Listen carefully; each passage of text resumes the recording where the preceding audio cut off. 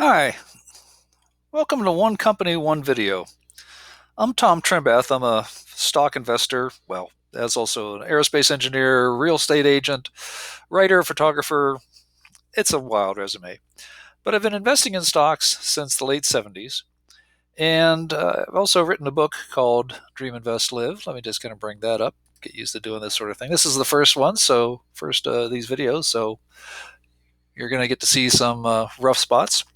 Dream, Invest, Live, you notice it came out just about when the Great Recession hit, which was lousy timing. I am not a financial professional. This is not financial advice. As a matter of fact, if you note, I'm going to talk about the companies. That's the more important thing for me. I am a long term investor. I tend to hold stocks for years, sometimes decades.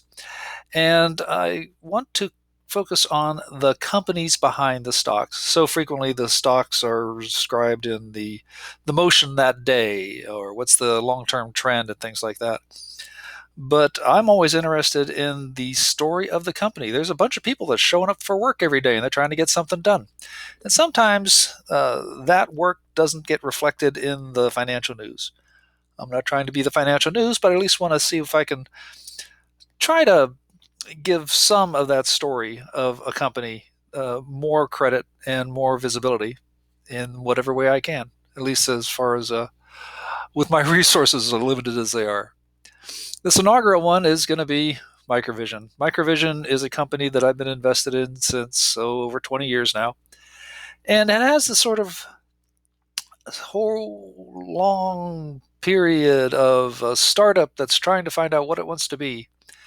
And it can be really complicated if you look at all the various things that they've tried, all the various things that folks have said about them.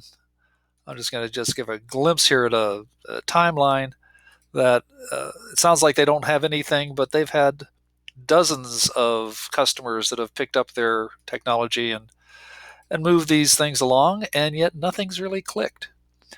Right now, the thing that is catching the most attention is LiDAR.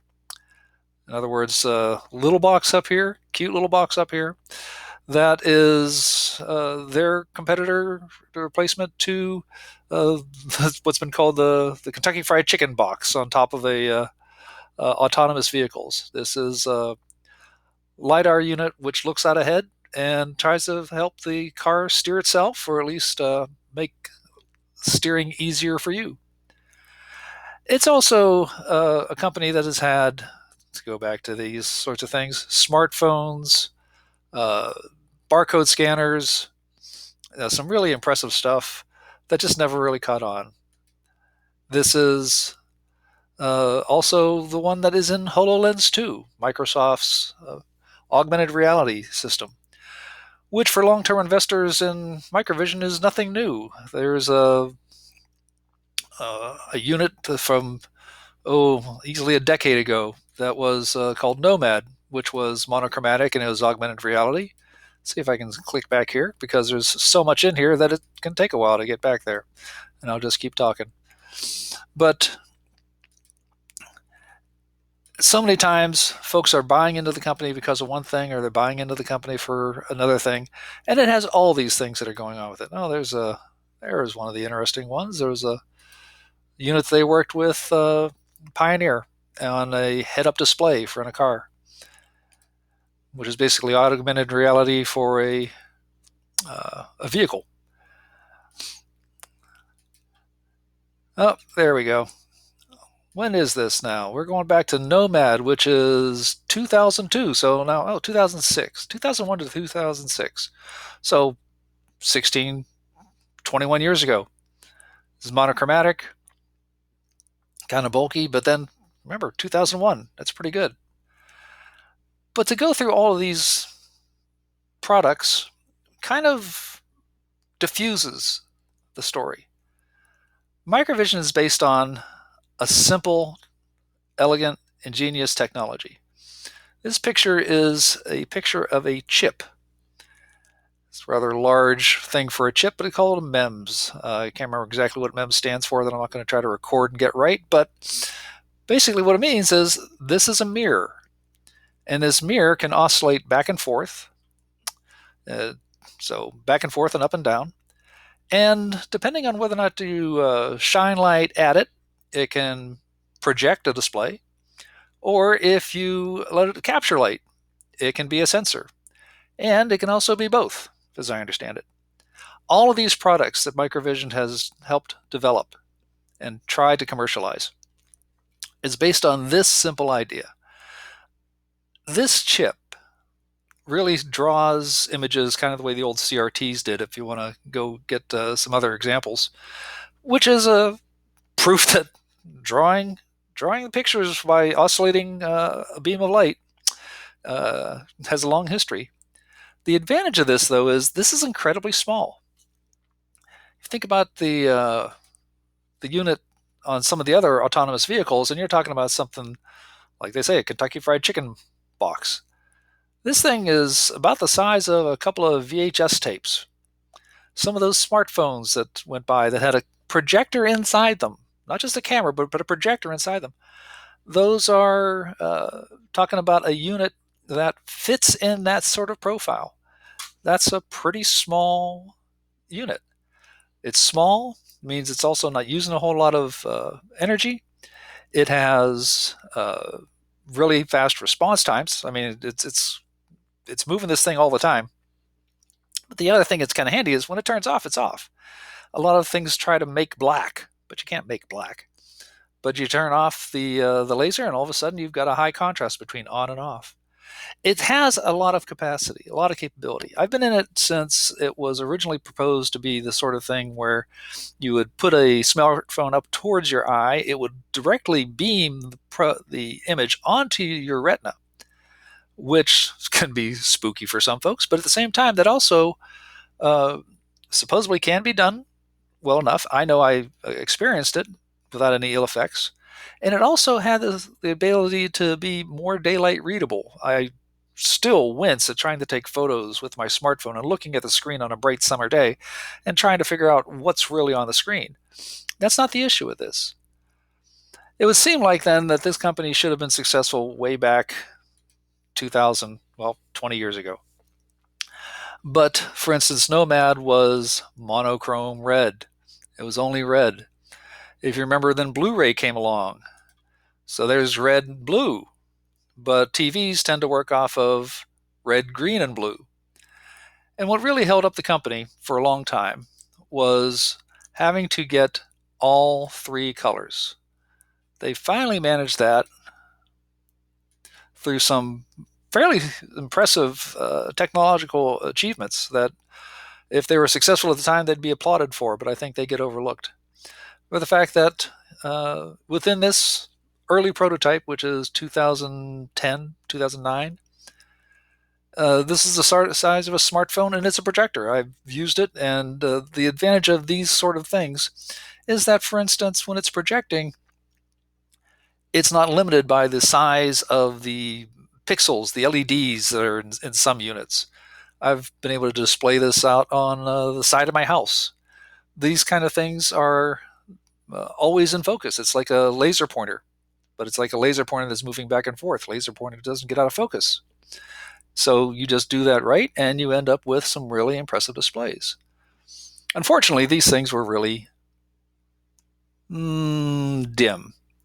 20 lumens as compared to some projectors that are doing 2000 lumens. It's handy because it's portable, but it was never popular enough, and the technology was expensive at the time. MicroVision is an incredibly capable company. I'll keep talking about the displays because at this point, that's still the thing that draws me to the company. If you look back on computer history, it was marvelous when we could finally get from punch cards to reading off a screen. And then when the computers came along far enough to have the capacity to do images, then the screens had to get fancy enough to do graphics and that sort of thing. And then you ended up with these bulky CRTs on a desk. Well, flat laptop screens supplanted that. That was a major revolution in the industry. Here you're talking about a projector that weighs a lot less than a screen. It's a now been shrunk to the point they can fit inside a smartphone. So just look at not all of the screens that you have around you, but you imagine how many of those screens could be projected, especially if it's something that would fit in an envelope that you could be mailing to somebody instead of having to put into a styrofoam box and ship with to a warehouse that has to be distributed and whatnot. It's really a revolutionary product.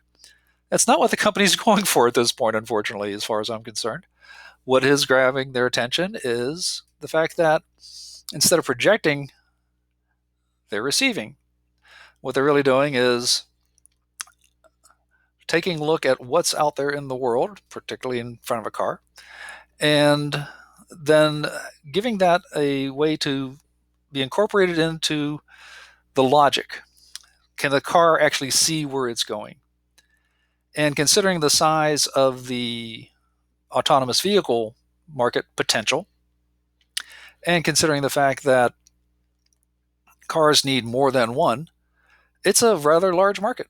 And that's one reason why MicroVision has been uh, so talked about so much during all this. Now, this has also been going on for a long time. And within the last 2 years, there's been a lot of interest, especially as Tesla and everybody else really is coming along with, or at least, if not autonomous vehicles, at least more capable self-driving vehicles. And as a result, MicroVision has had a lot of exposure for that. They also have, let's see where I go back and find that there again. Here's HoloLens, the unit that's in HoloLens. This is no longer, by the way, this is on my blog. I write about MicroVision quite a bit. I'll have links in the bottom you can follow too. Guess I don't have a picture of the unit readily at hand. I'm sorry about that. I was showing it earlier. I'll scroll back to it again. But that's an augmented reality. So that's actually a unit that has nothing to do with LiDAR, but it has Microsoft behind it. Microsoft is actively, this has now been commercialized. It's now available, at least to some extent. Oh, and by the way, along the ways, they have tried things like Robohan, which is a little robot, tiny thing, a few inches tall, got a projector in its head. Imagine that thing following you around the office and projecting text messages and things like that. Believe it or not, that's one thing they tried. But the thing about MicroVision is it has so many diverse possibilities that I think it's hard for anybody to come in on a one-day basis and understand everything they could be working on. So I was talking about the projectors. HoloLens is, again, this is being developed by, not just developed, but sold by Microsoft and MicroVision. You want to watch your spell check and make sure you got everything typed in right. Articles about that frequently make mistakes. So they're talking about fairly major products now. Unfortunately, with all that, it would seem like at this point the company would already be profitable. I mean, why couldn't it be? Well, what really held up the process for a long time was not getting that green laser, and that again was about 10 years ago, that sort of thing, when the green lasers finally came in. Since then, it has been a case of the company has had to, or has decided to, use a business model that is less likely to involve them building in things themselves. They're doing an awful lot of licensing, doing an awful lot of collaborations. And one of the things that gets in the way of the company, at least as far as publicity goes, is that they have a lot of non-disclosure agreements. A lot of these companies are fairly good-sized companies, but they don't want to tell you what's going on. They don't want to tell the competition what's going on. Apple's notorious, is renowned for how secretly they carry secrets. Well, that's great if you're Apple and you're going to develop something and you're eventually going to profit from it. And MicroVision, if they were part of one of those things, they would profit from it too. But in the meantime, MicroVision hasn't had much to really be able to publicly describe. It's been somewhat humorous sometimes listening to them talk about companies in a series of euphemisms that, after having listened to all the euphemisms, you can kind of guess whether or not there was a Sony that they were talking about, or Microsoft, or Apple, or Amazon, or whoever. And it's all still guesswork too, because it's under NDA, and they are very good about not actually revealing what they're not supposed to reveal. So MicroVision is a company that has great potential, uh, and yet after 20 some odd years, as a matter of fact, I think they're at 30 years now. Oh, they'll be at 30 years next year.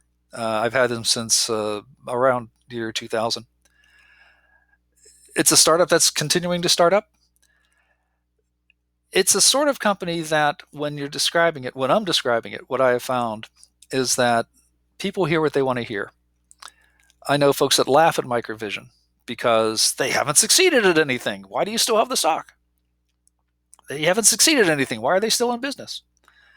And other folks who are saying this has got great potential. This is a company to be invested in. This is a company to be watching. And I have a tendency to look at both of those at the same time. MicroVision has great potential and has not exercised it. They've been exercising, but they've been exercising. They should finally get out on the field and actually play. And they've been trying. They're easy to make fun of. One way that they've survived this long is since it hasn't been through product revenue, it's been through dilution. And I wrote a post about this 5 years ago now, and it kind of shows that back when I bought the company, the number of shares was of far less than 100,000. And there was a dramatic 1-for-8 split back around 10 years ago.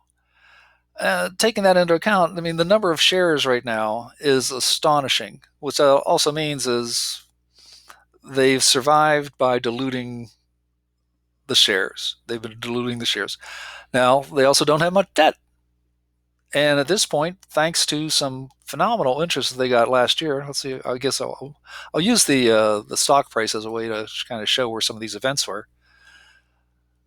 I bought back here. I was glad I got in when it came down 20% from its peak. Split adjusted and all that sort of thing. The peak is over 500. But just looking at the last 5 years, there was a lot of interest because LiDAR was looking solid. They had the HoloLens contract. The company kind of got meme status. A lot of folks came in to buy the stock because they thought they were going to be able to initiate a phenomenal short squeeze, and maybe that is what they did. But at the same time, then the buyout possibilities that were being considered here seem to have moderated a lot, and the products are still making progress, but not to the extent that, it sure doesn't get reflected in the stock price. They reached a max of 30, as I recall. Can't get it to stop there, and now it's down around 5. Well, it had been 15 cents. Now it's at 5. You look at a stock like that, you look at a history like that, and of course it's easy to get confused. It's easy to try to wonder what's really going on with this company. Well, what's going on with this company is a lot of what's going on with this company. This company is busy in many different ways. They're working on LiDAR. They're in HoloLens. We hear talk about displays, as I was describing. There's also talk about things like, for those of you who have Alexas and things like that, smart speakers. One of the handy things with this is you could incorporate a projector, could incorporate a display in the smart speaker. It is a fairly small package and have it display out on the table. And then you could still interact. You could look at a picture or something and that sort of thing. The other thing that's been handy about these is because this projector does not use a screen, it has been advocated as a projector that would, instead of being a touch screen at a coffee shop or something like that, it would be displaying it down on the counter itself. And because the advances that MicroVision has made, you can interact with that as if it was any other display. finger swipes. It recognizes where your fingers are. It recognizes what you're doing with them. There's an example that now that I think about it, I could have brought up, but I didn't think fast enough when I was doing this today. By the way, that's a picture of the LiDAR screen from a way back. But the there was a smartphone that had that kind of display available to it, that you could play piano. It would display a piano keyboard, and you could play the piano just on a tabletop, just on what it just drew out as the keys. And it draws the keys out square. It doesn't draw them out as a fan like you might expect. It actually is smart enough to do all the proper keystoning and whatnot. It's really impressive technology. It's just really astonishing that we're still, well, as I put it, after 20 years, I started off hearing that they were going to be profitable in 2 to 3 years, and then it went to, well, 1 to 2 years, then 6 to 9 months, then yeah. Uh, I still think it has as a technological feature, as a business case. I still think they have the chance to be an overnight success that's been going on for almost 30 years. So MicroVision is not just a LiDAR company. MicroVision is not just a display company. MicroVision is just not a HoloLens company. MicroVision is not just working for the military on things. It's not just working on displays. It's working on lots of things. And most of what is being worked on is likely to be being done by a customer under an NDA, so that the customer is actually in control of the stuff and MicroVision doesn't get to see the entire story and we get to see even less. It can be working on so many things at the same time. And that's why I think some folks simplify it. Oh, it's a LiDAR company. Oh, it's a display company. Oh, it's an augmented reality company. And it's so much more. And at the same time, it isn't. It has a lot of good hardware out there. It has a lot of good story. It has a lot of good. It has one of the most impressive patent portfolios, evidently, in the field. So it has a lot of potential. And again, I don't know if that's going to kick in 1 to 2 years or 6 to 9 months or whatever, but it is a company that has taken one simple idea and expanded on it and opened up that exploration to other customers that greatly expands the possible applications. And they've done that relatively quietly, relatively frugally. I don't like the stock dilution because I've been holding the stock, but they're not in debt. And because of that run up in the price that happened last year or 2 years ago at this point, where was that at? Yeah, 2021 to, yeah, 1 year ago. The company was smart enough to raise funds in the middle of that. And as a result, they're in one of the better cash positions they've been in. Well, let's take a look at that picture again. For a long time. That was a really dry spell in there. And a lot of folks that are watching the company now talking about the stock, are wondering, was that little blip last year going to be representative of a one-time event? Or is that going to be what's getting ready to come back? And will it ever get back into that range? That was the internet bubble. MicroVision wrote it. Here we are, 2022, and I can't tell you what's going to happen, but I know that it's a fascinating story. I've already considered writing a book about it. And you know that, like I said, I write books, and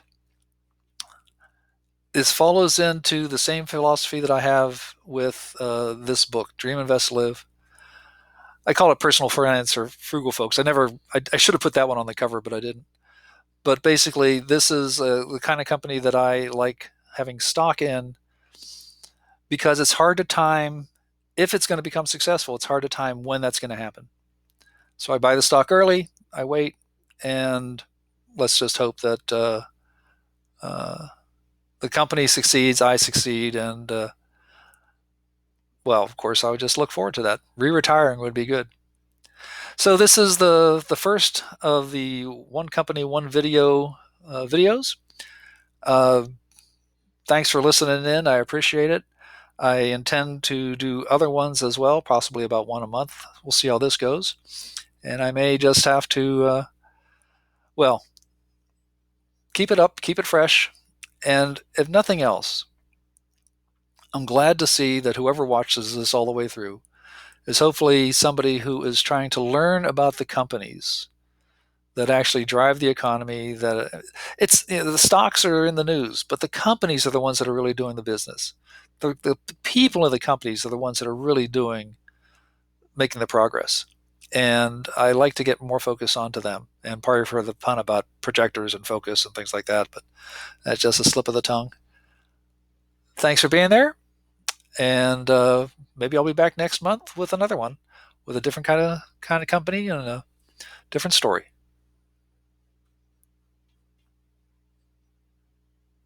Oh, again, my name's Tom Trimbath. I'm not a certified financial planner. And again, this is not stock investing advice. This is more about the story of a company. Uh, Wrote the book Dream, Invest, Live, available on Amazon. And thanks for listening.